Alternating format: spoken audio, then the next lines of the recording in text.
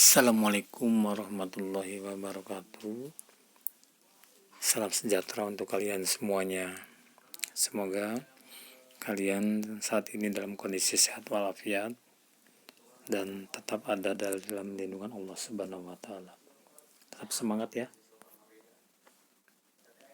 Baiklah, dalam kesempatan ini saya akan mencoba membahas materi kelas 12 yaitu bab 1 tentang kasus-kasus pelanggaran hak dan pengingkaran kewajiban warga negara. Sebelumnya, coba kalian amati gambar berikut, dan nanti di akhir pelajaran kalian bisa mencoba untuk membuat rumusan tentang gambar ini.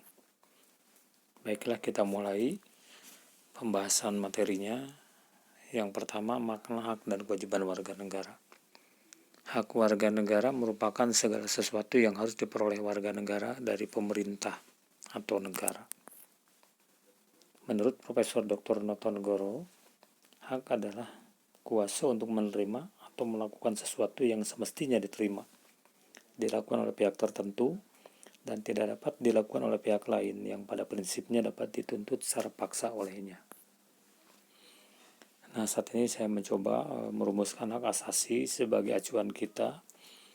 Hak asasi adalah hak dasar atau pokok yang melekat pada diri manusia yang bersifat kodrati atau fitrah atau universal, bersumber dari Tuhan Yang Maha Esa dan sudah ada sejak dalam kandungan.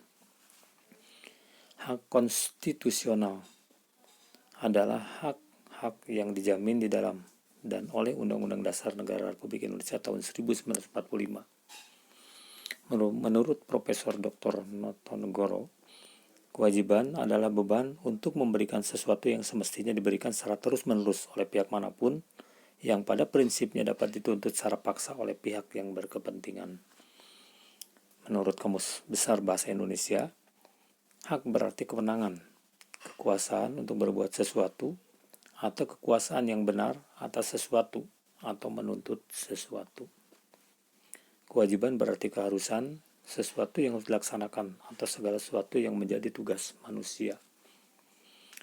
Warga negara menurut Kamus Besar Bahasa Indonesia adalah penduduk dari sebuah negara yang berdasarkan keturunan, tempat kelahiran, dan sebagainya yang mempunyai kewajiban dan hak penuh sebagai anggota atau warga negara itu. Saya jelaskan sedikit, jadi warga negara merupakan anggota suatu negara, oleh karenanya warga negara punya hak dan kewajiban penuh terhadap negara. Hak dan kewajiban warga negara berarti kekuasaan yang benar atas sesuatu dan harus dilakukan oleh penduduk sebuah negara. Sebagai dasar negara, ideologi bangsa, falsafah, serta pandangan hidup bangsa, Pancasila mengandung nilai dasar, instrumen, dan praksis. Dan nilai dasar ini biasanya disebut sebagai nilai ideal. Substansi hak dan kewajiban warga negara dalam Pancasila, yang pertama tadi mengandung nilai dasar. Jadi nilai yang terkandung dalam sila pertama adalah adanya pengakuan dan keyakinan bangsa terhadap Tuhan Yang Maha Esa. Jadi Indonesia adalah merupakan negara ketuhanan di mana banyak berbagai macam agama, bahkan aliran kepercayaan pun mendapatkan pengakuan dari negara. Nilai ketuhanan juga memiliki arti kebebasan untuk memeluk agama, menghormati kemerdekaan beragama, tidak memaksa atau berlaku diskriminatif antar umat beragama. Berikutnya adalah nilai yang terkandung dalam sila kedua, adalah kesadaran sikap dan perilaku agar sesuai dengan nilai-nilai moral dalam hidup bersama atas dasar tuntutan hati nurani dengan memperlakukan sesuatu hal sebagaimana mestinya. Nilai yang terkandung dalam sila ketiga juga berarti bahwa adanya hak menikmati berbagai hak asasinya tanpa pembatasan dan belenggu. Adanya hak manusia bergaul satu sama lainnya dalam semangat persaudaraan, serta pada dasarnya tiap individu dilahirkan merdeka serta mempunyai martabat dan hak-hak yang sama dengan orang lain. Nilai yang terkandung dalam sila keempat, yaitu sebagai warga negara, kita memiliki hak untuk mengeluarkan pendapat, berkumpul, ikut serta dalam pemerintahan, dan berkewajiban mengedepankan pengambilan keputusan secara musyawarah. Jadi nilai ini berkaitan dengan nilai demokrasi. Dalam sila kelima, kita berhak dilindungi dan mendapatkan jaminan sosial. Dengan demikian, kita mendapatkan hak milik, mendapatkan pekerjaan, dan perlindungan kesehatan. Substansi hak dan kewajiban warga negara dalam Pancasila.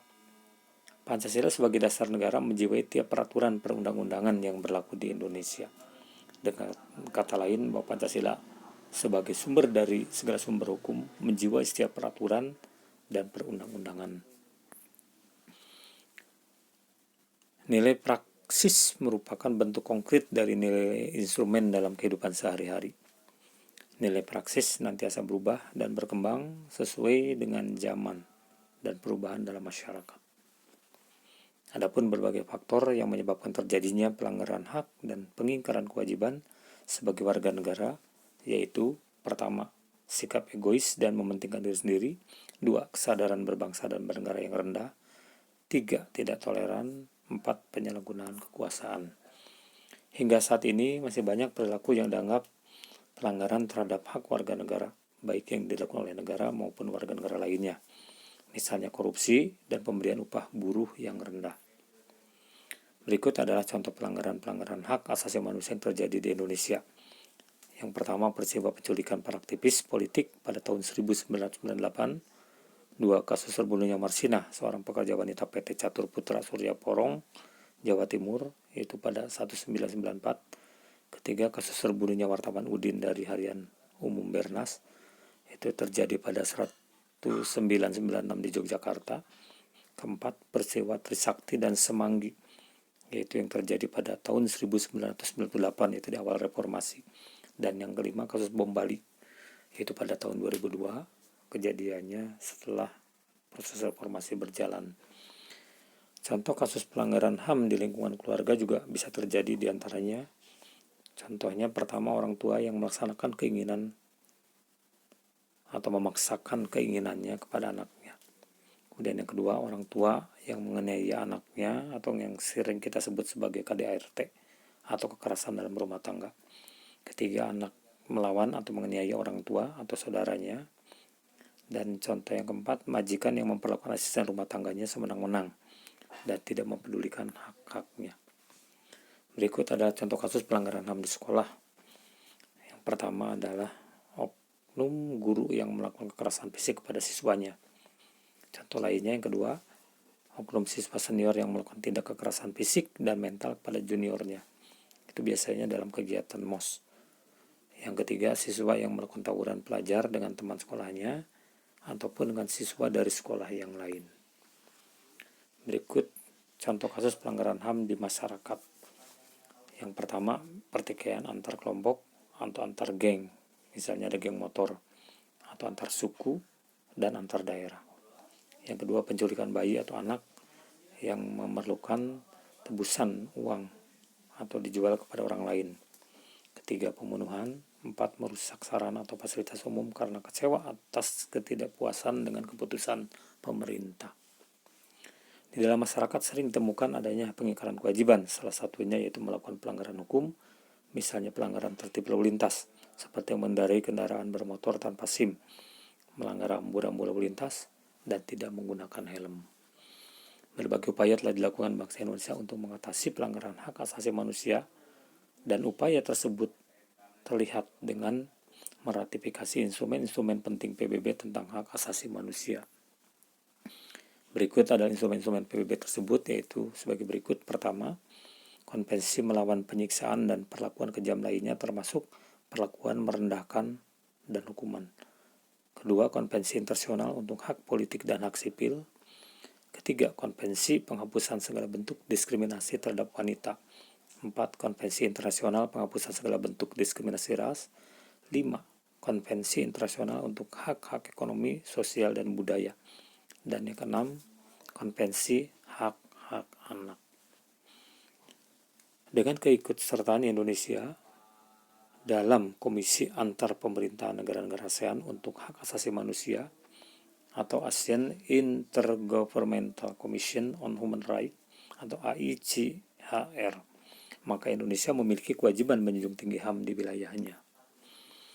Nah, ini adalah secara preventif, yaitu upaya yang dilakukan untuk mencegah terjadinya pengingkaran kewajiban sebelum pengingkaran kewajiban itu terjadi. Cara represif adalah satu tindakan aktif yang dilakukan pihak berwajib pada saat pengingkaran kewajiban terjadi, agar pengingkaran itu tidak terulang kembali. Barangkali itulah pembahasan yang saya berikan pada kesempatan ini. Mudah-mudahan pembahasan tentang kasus-kasus pelanggaran hak dan pengingkaran kewajiban yang barusan dijelaskan mendapatkan respon yang baik dari kalian dan bisa menambah ilmu pengetahuan untuk kalian. Mudah-mudahan kita masih bisa bertemu kembali pada video pembelajaran berikutnya. Terima kasih atas perhatiannya. Wabillahi taufiq wa hidayah. Assalamualaikum warahmatullahi wabarakatuh.